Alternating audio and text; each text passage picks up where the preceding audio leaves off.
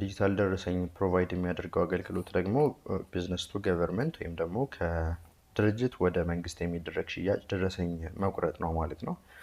በዚህኛው ቱቶሪያል የምንመለከተው ይህን እንዴት መፈጸም እንደምትችሉ ነው። በመጀመሪያ እንደ ማንኛውም የሽያጭ ደረሰኝ የሸጥኩትን ወይም ደግሞ ደንበኛ የተጠቀመውን ሰርቪስ ፕሮቫይድ ሰሌክት በማድረግ ጀምራለሁ። ይህን ሰሌክት የማደርገው ቀድሜ ሴቭ ካደረግኳቸው አይተሞች ነው። ይህን ደግሞ ለማድረግ ሜኑ ሬጅስትሬሽን የሚል ለብቻ የተሰራ ቱቶሪያል አለ። እሱን መመልከት ትችላላችሁ። አይተሙን ሰሌክት አደርጋለሁ። አይተሙን ሰሌክት ካደረግኩኝ በኋላ ብዛት እዚህ ጋር መቀየር እችላለሁ። ብዛቱን 1000 ወይም 10000 ያደረግኩትኝ።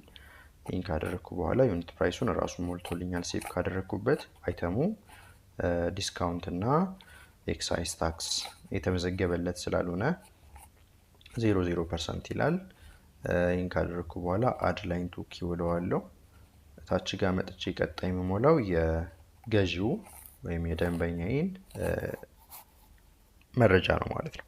ስለዚህ ደንበኛዬ ከስተመር ወይም ደግሞ ግለሰብ ስላልሆነ በቢዝነስ ቱ ከስተመር የሚለውን ትቼ ቢዝነስ ቱ ገቨርንመንት ወይም ቢቱጂ የምትለዋን በስተቀኝ ያለችዋን ሰሌክት አድርጋለሁ።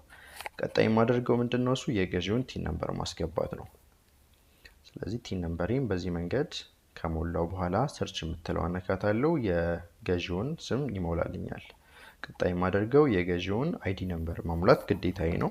አይዲ ነምበር ወይም የመታወቂያ ቁጥሩን ከሞላው የመታወቂያውን አይነት ደግሞ አይዲ ታይፕ የሚለው ጋር መጥቼ ናሽናል አይዲ ወይም ቀበሌ አይዲ ማለት እችላለሁ። በእኔ ኬዝ ናሽናል አይዲ ያልኩትኝ። ይህን ካደረግኩ በኋላ የገዢውን ስልክ ቁጥርና ኢሜይል መጻፍ ኦፕሽናል ነው፣ ግን ከዚህ በፊት እንዳልኳችሁ መጻፉ አድቫንቴጅ ይሰጣችኋል። ደረሰኙ ሲቆረጥ ደረሰኙ ጋር በተመለከተ የሚደረጉ መስተካከያዎችን እና ካንሰሌሽኖችን ስለሚያሳውቅላችሁ በመልእክት እሞላለሁ ማለት ነው። ይህንን ከሞላው በኋላ ቀጣይ የማደርገው ከላይ በስተቀኝ በኩል መጥቼ ፔመንት ሞዴን መቀየር እችላለሁ። የእጅ በእጅ ወይም ካሽ ከሚለው ክሬዲት የሚለው መቀየር እችላለሁ። ይህን ካደረግኩኝ የመጨረሻው የሚሆነው ጀነሬት ኢንቮይስ የምትለዋን መንካት ነው። ስለዚህ ደረሰኙ በዚህ መንገድ ደርሶልኛል። ከላይ እንደምታዩት የዱቤ ሽያጭ ደረሰኝ ተዕታ ወይም ቫት ያለበት የዱቤ ሽያጭ ደረሰኝ ይላል። የሽያጭ አይነት ቢቱጂ ወይም ደግሞ ከቢዝነስ ወደ ገቨርንመንት ወይም ደግሞ ከድርጅት ለመንግስት የተደረገ ይላል።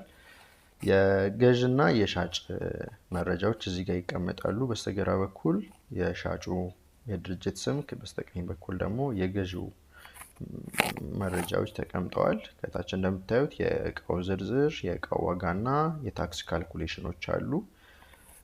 ዳውንሎድ ማድረግ፣ ሼር ማድረግ ወይም በፒዲኤፍ ዳውንሎድ ማድረግ እና ፕሪንት ማድረግ ትችላላችሁ። ይህንን ይመስላል።